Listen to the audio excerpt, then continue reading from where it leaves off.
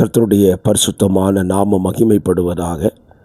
ஆசீர்வாதமான காலை நேரத்தில் ஒரு நிமிட தேவ செய்திக்கு உங்களை அன்புடன் வரவேற்றுக் கொள்கிறேன். இந்த காலை நேரம் மத்தேயு 5:10 சொல்லுகிறது, நீதியின் நிமித்தம் துன்பப்படுகிறவர்கள் பாக்கியவான்கள், பரலோக ராஜ்யம் அவர்களுடையது. பரலோக ராஜ்யம் யாருக்கு கொடுக்கப்படுகிறது? சுகமாய் வாழ்பவர்களுக்கு அல்ல,